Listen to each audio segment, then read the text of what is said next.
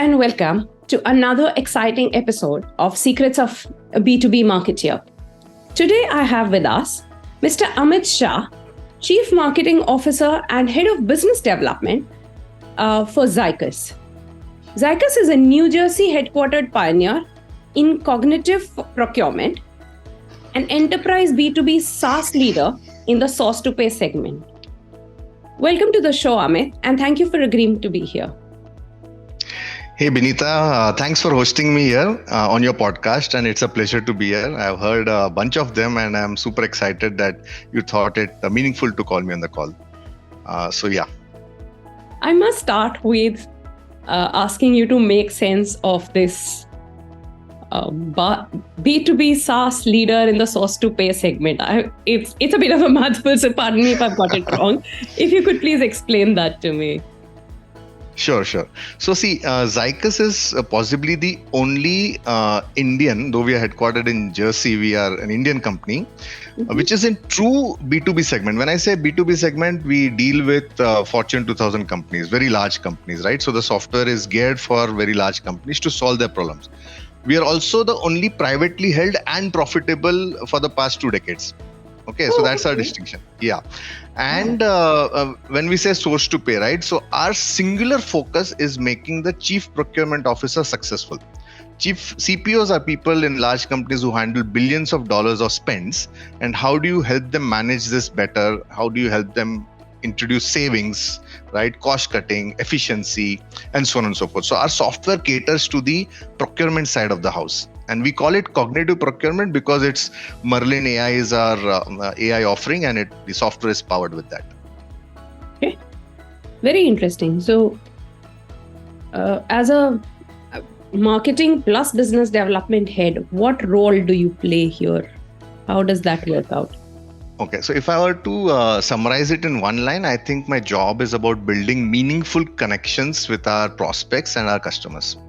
Right, and everything else is built around it, right? Whether it is generating demand and qualifying those prospects, or generating content to do that, or doing events, all of those are tactics, I would say, right? But eventually my job is, a good day's job is if I build meaningful connections with our prospects and our customers. Okay, that makes sense. I'm going to take a step back here and talk about this AI that you spoke about. Let's park that for a minute. Let me first ask you, building connections, if I may be a little blunt, while you were one of the pioneers and you're doing some fantastic work, it could not be easy to do what you do because you're probably not the what would otherwise be called a monopoly or a monopolistic market, right? So as a marketer, what's the biggest challenge that you faced and overcome? No, you're absolutely right. And if I were to look back at my career, the last 3 to 4 years in particular have been very different. Okay.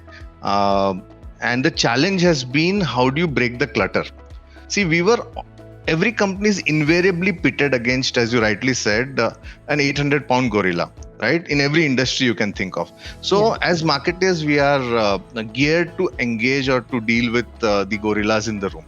But last 3 to 4 years, what's also happened is there's so much of private equity and venture capital that's flooding the market. There are so many startups who seem to have like a bottomless stockpile of marketing dollars, right?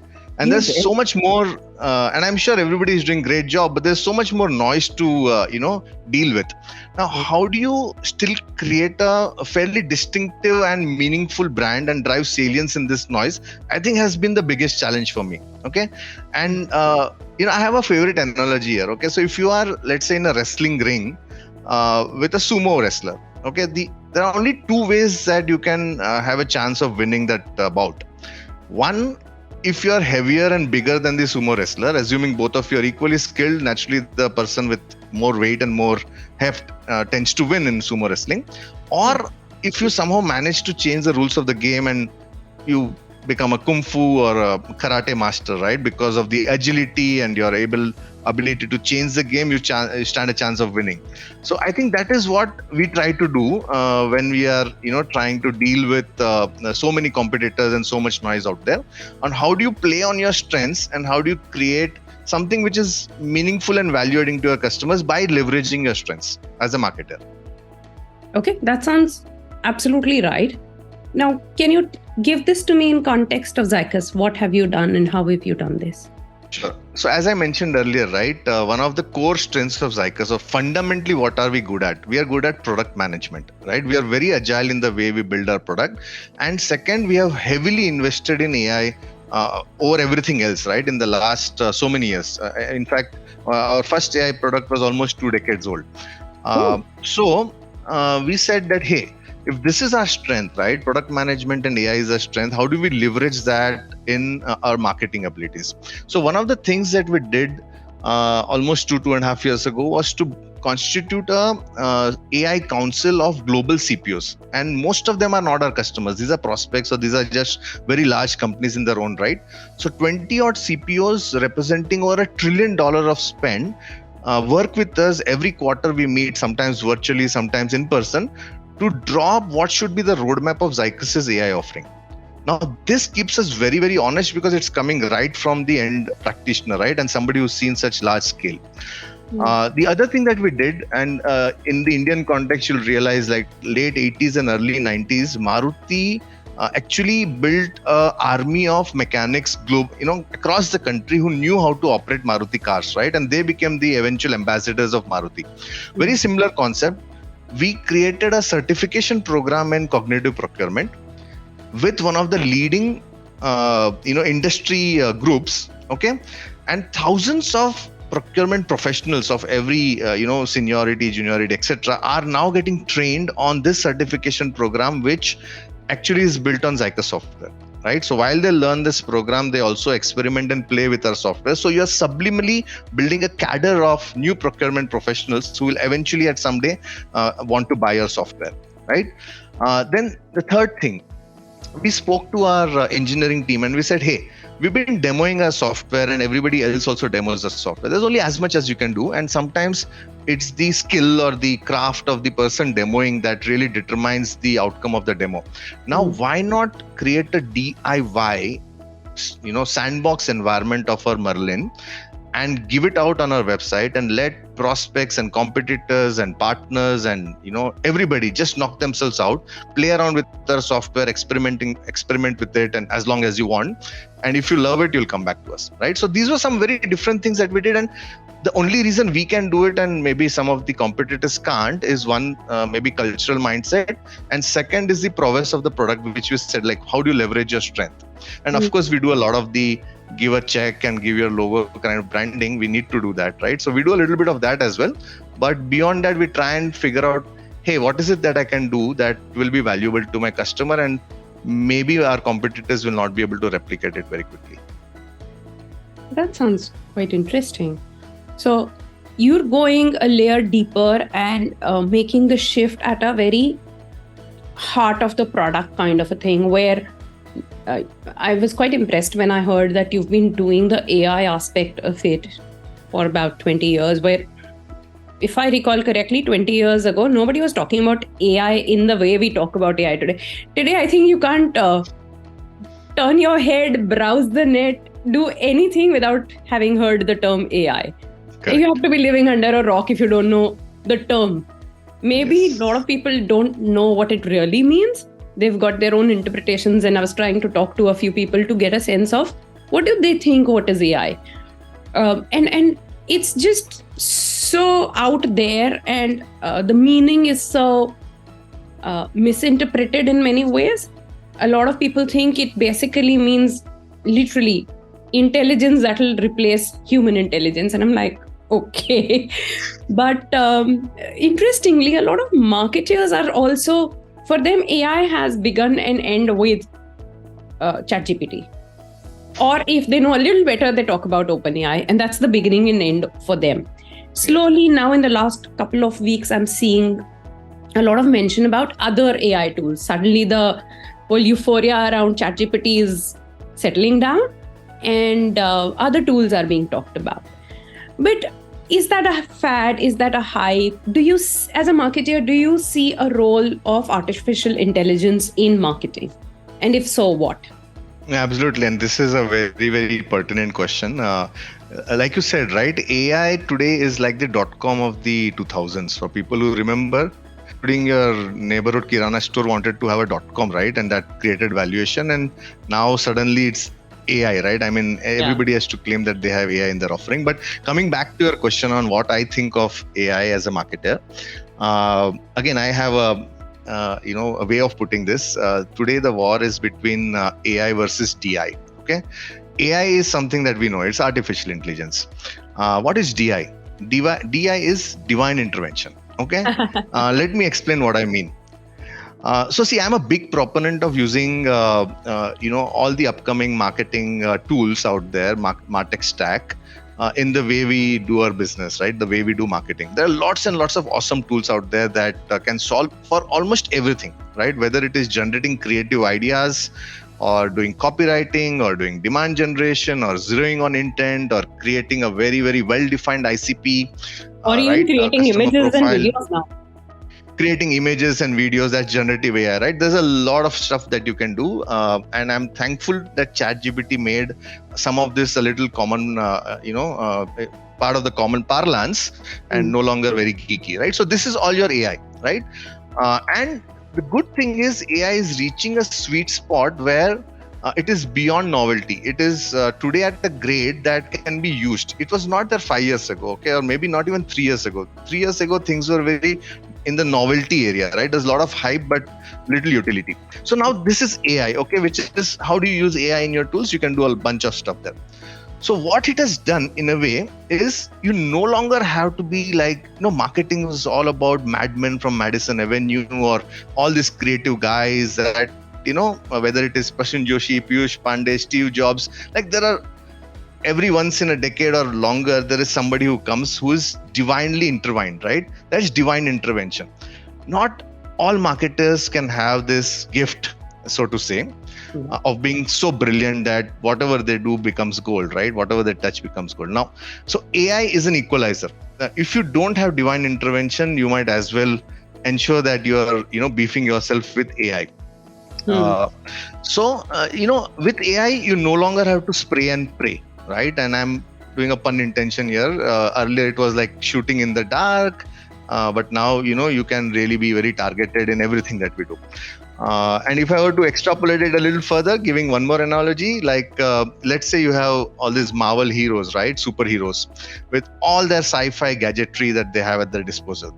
Now, if they were to, have a hypothetical fictional fight with our mythical superheroes with their bows, arrows, and spears, surely I'll put my money on the Marvel folks, right? Because they're just better equipped. Unless, of course, the old guys had divine intervention. Now, so what I tell my team effectively is either you can hope to be uber creative, right? Or you can hire creativity, but you can democratize all of this by actually leveraging and deeply leveraging the tools that we have, right? It's not just enough to buy the latest gadgetry and let it rust out there. You need to be able to create a connected ecosystem. Your CRM, your marketing automation, your intent tools, your, generative AI, all of this need to work in harmony with each other, right? And you need to know the limitations of where it stops and, where you need to get involved to be able to create something which is very magical. Interesting. And from our last conversation when we were speaking, you also mentioned that there is this whole hoo-ha of AI, but there is also this whole apprehension to use that AI within not just yours, but any team across any organization. So for example, content creators are apprehensive about using a content creation tool. I personally face this, and it's taken me a while. Now my team's a champ at using AI because we've learned that the tool is only as good as the user. End of the day, I can have the most intelligent artificial intelligence software, but if I'm not going to be able to use it, what good is it to me, right? So from that perspective, how are you upskilling, or what is your take on, artificial intelligence in terms of usage, particularly for marketers? Because I constantly battle with this apprehension of artificial intelligence, and I wouldn't completely rubbish it off. There is a genuine apprehension because there is the fear of losing a job. And there is also the fear of, from a client side, if I may speak, there's a fear of plagiarism. If you're going to use a AI tool and create my content, what if Google flags my content? So there is that apprehension. What are your thoughts on that? Sure. So I think there are two questions within your question. Okay, one is about the entire change management concept. Every now and then there is a disruption, and then there is a change management that you need to take your team and your clients and your prospects through. Okay, and the second is around the apprehensions and whatever, right? So or how to use it well. So on the change management front, right, you need to recognize that every team will have different types of people. There would be the early adopters, and there would be the geeks who would figure out, even before you ask them, they'll figure out the in and out of how to use a particular tool. And then there would be those who will look to the left and right and say that, okay, I'll wait for somebody else to use it, then I'll see what happens after that. And then there would be naysayers, right? Now, understanding the construct of your team or your client, I think, is very important, and mentally pegging them on where they lie, because there are different strokes for different folks. Early adopters are naturally the easiest folks, right? And then they also become champions of propagating this tool internally, and sometimes they come up, right, saying, hey, this is a great tool I saw, why don't we experiment with it? Now for the let's say the naysayers, okay, people who are, let's say, either waiting for a cue from somebody else or are not willing to take up a new tool, there are 2 or 3 ways of doing it, right? And even well-meaning folks might actually experiment with an AI tool and feel that, hey, it's not good enough, or the quality is not. And I hear a lot of that, right? People say generative AI is all crap. Maybe it is, maybe it is not. I'll give you an example. Okay, so just think of it, the days when we must have helped our kids learn to ride a bike. Okay, or your niece or nephew or our own selves, we were trying to ride a bike when we were kids. If for the first half an hour you feel that the bike is out of balance because, hey, bike is not balancing, no, that's not the thing. We help our kids ride the bike by putting training wheels on and then holding them from the back and then removing one training wheel and the second one and then letting them, ride on their own, but still watching them when they're riding, and so on and so forth, right? There are stages of how you let somebody really find their true balance. And I think change management is also about finding that true balance. The other thing that you typically do is to do and show, right? So if I were to use, let's take an example of creating content, right? And if I were to use generative AI to create content which is maybe 10x better or 10x faster, or both ideally, and then show it to them that, hey, look, I humanized the AI content. So I used AI for let's say idea generation, for creating a flow, then I got involved myself, and then I used AI again, and look, this is the outcome of the content, and I ran it through a AI cheat bot tool, and I came out with, let's say, 1 or 2% damage, so 98% out there. People start taking it very differently, right? When the chief marketing officer jumps on the battlefield and starts doing it on their own, everybody else feels that, hey, if this guy in his early 40s is able to do it, I should be able to do it myself, right? So I think that's part of the change management process. And then there'll always be the couple of people who will still not want to do it, but then they have to see the writing on the wall, right? Either they adopt or they perish.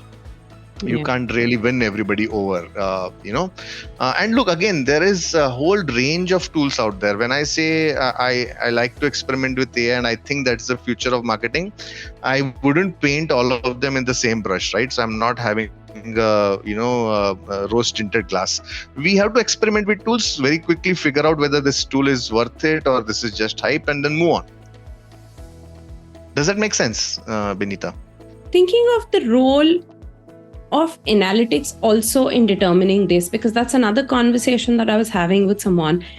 See, what happens is what you've generated, is it good enough or not, is all a hypothesis, right? I can wax eloquent over the benefits of it, or I can start bashing it left, right, and center. Either way, it's an opinion. But bring in data, throw in data and make sense of that data, and you will know whether it's working or not. So for me, as you were saying this, I was thinking, what are the data points here, or what is the role of analytics here, particularly when you talk about AI meets analytics? So I was thinking about what you're saying and putting it in context of analytics, because end of the day, I can wax eloquent about the benefits of artificial intelligence, or I can be the naysayer and keep bashing it. Either which way, it's an opinion. But if you bring in data, what does data say?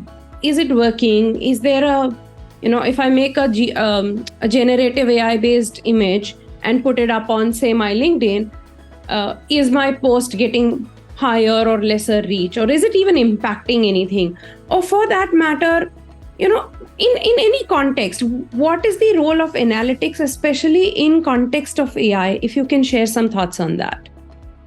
Absolutely. It's again a very good question, because truth lies in how the content or the creative is perceived, right? And traditionally there have been two distinct buckets of marketers. There are the right-brained, uber creative ones who anchor fairly heavily on the creative aspects of marketing, the visual aspects of marketing, and the brand, and so on and so forth. And then you have a class of marketers who are very analytical. They spend a lot of their time on the BI tools, on GA, and so on and so forth. Now, one challenge for the CMO is how do you bridge the left and the right brain, and like Daniel Pink says in a very classical book, how do you use the whole new mind, balance the left and the right. But specifically in terms of data analytics also, I think there is a lot of creativity required in the way you create your hypothesis and the way you test your hypothesis through data, because there are unconscious biases that come in. Okay, so if you go out, with a hammer looking for a nail, then everything suddenly looks like a nail, right? So if you're looking at data with a certain preconceived bias, then willy-nilly you will go ahead and prove that bias. So the way the way you bring creativity in data analytics is very, very important. You can't just say, I looked at it, so and so influencer says these are top 10 KPIs, let me start measuring these KPIs. No, the answer is no, right? You really need to create your own hypothesis on what are you trying to test. How do you remove noise from the data? How do you create a single or a multivariate hypothesis to test, right? And then how do you interpret the data? So I think that is very, very important. It is both a science and an art, right? And at Zycus and wherever else I have worked, I've always believed that there is utility of the data and then there is gut feel, right? You can't really one is not more important than the other. Data analytics is super important. I can't say I created a brilliant piece of content, but nobody is really interested in viewing it, or nobody is downloading it, or nobody's, there are tools that tell us how much time they spent on which page, right? And did they go through all the 20 pages of your ebook and which page they actually spent time. So we've done a lot of that, right? And what really caught the attention of the reader. So now you take all of that insights and then the next time you're creating something, you keep it at the back of your mind. But don't try to game the system, right? That, hey, somebody spent, or most of the readers spent like 3 minutes on a particular framework, so now I'm going to put that framework on page 1 because I want people to, you can't game the system, right? You can just take those insights, keep it at the back of your mind, but create content for humans, create content or whatever else that you're doing with the right end objective in mind. Sure, makes sense. Okay, we've spent a bit of time on this, and I think as we come towards the closing of our show, I really want to ask you a question. And that's a question that I've often asked of my guests. As a marketer, what's the one secret? Because that's literally the name of the show, right? So what's the one secret that you've learned as a marketer?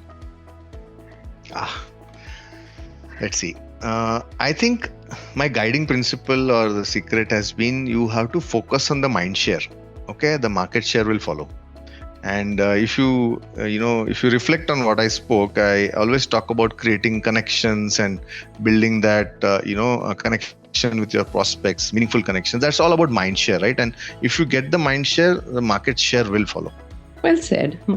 Get the mind share and the market share will follow. Interesting. Okay. I'm going to play a quick round of rapid fire with you.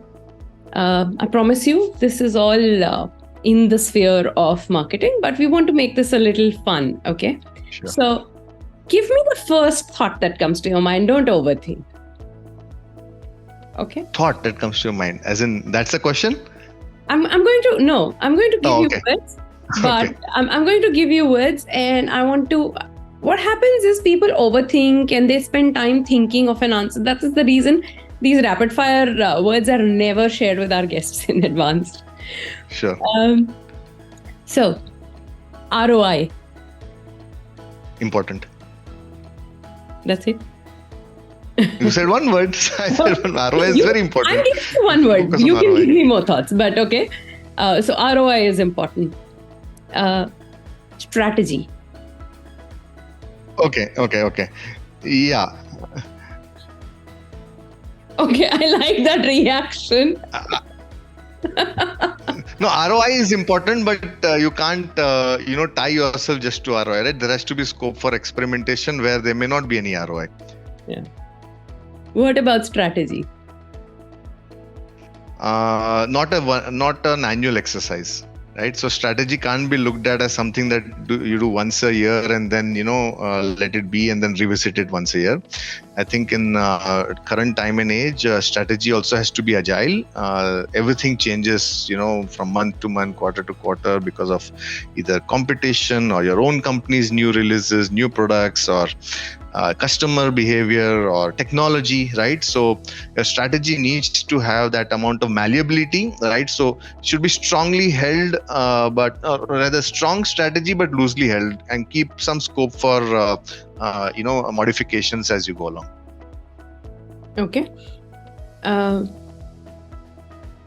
Hacks. Super important, and everybody should find a way to find hacks that can make things 10x faster or 10x better. Okay. Favorite quote. I can't think of this. Okay, fair enough. And lastly, the one thing that every marketer must do, not know, do. Understand the customers very well. Spend a lot of time really figuring out what their customers want and need. That's a good one. And if I have to add a second one, I have noticed this. Okay, I've seen some people float around a company for 3 years and they still don't know their product or their offering. And when I say don't know, not just at the top level, right? They really need to understand. So both, you need to understand your customers, your prospects, and you really need to understand your own offerings. When I send your own offerings, of course, then I will add the competition and so on and so forth, and then try and marry these two, right? That's when the magic starts to happen. I think this is the most brilliant thing that you've said, because you're so right. So many people are in jobs and are going through the rigmarole of doing what they do, but without really getting an understanding of the products and services. And sometimes if they're not in marketing or sales, that's the worst kinds, right? Because they think that's not my job to know my product. That's for the marketer and the sales guy to know. No, I want to challenge that thought process. People say, hey, I'm in marketing and I'm in sales. I don't really need to know my product beyond a point, right? Product management should know their product, or engineering should. No, answer is no. You are the front end. You are the spokesperson. You are the face of the organization. You really need to know your product and your ecosystem goddamn well, right? Otherwise, I'll hire a robot to send emails or set up LinkedIn posts. I don't need an individual to do that.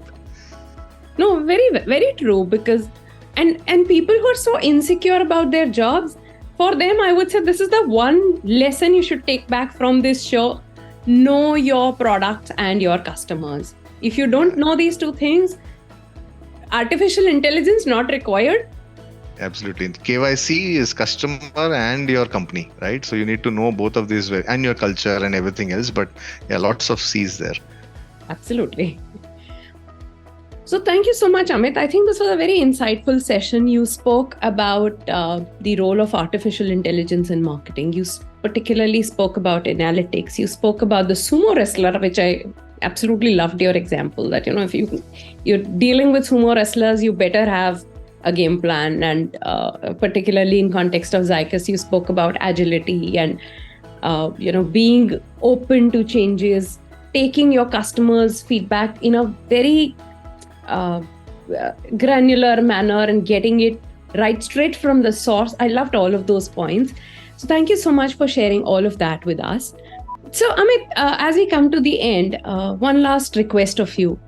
Do you have anyone who you can nominate for our show, or someone who you think could add great value to our audience? Yeah, there are a bunch of people that I can think of. Let's say I'll nominate one of my colleagues who now is a VP of marketing at Onsurity, Samar Kakawala. Maybe I would nominate him. Someone from outside your Or there is Ashwin, who heads, I only met him once, but I was quite impressed by. Yeah, from outside my circle, right? So there's Ashwin who. So it's not my company, right? So Onsurity is InsurTech company. Samar Kakawala was part of my team at Yes Bank. So he's a VP of marketing there. You could have him. Or you have Ashwin, who heads marketing. He's a VP of marketing at Mo Engage. Again, I've met him only once, but I like what he's doing. And some of my ex-colleagues from Zycus are part of his team. So I think he's doing some great stuff there. You could reach out to him as well. Okay. We will reach out to you and get some contact details. And we would love to have Ashwin on our show. Awesome. Great. Thank you so much for making time for us, Amit. This was a very, very insightful session. And God willing, this show will add value to our listeners too. We have an option for listeners to leave a question. And should they leave one, we will reach out to you and we'll make sure that we put up an answer for them. Right? Thank you so much once again. Looking forward to it.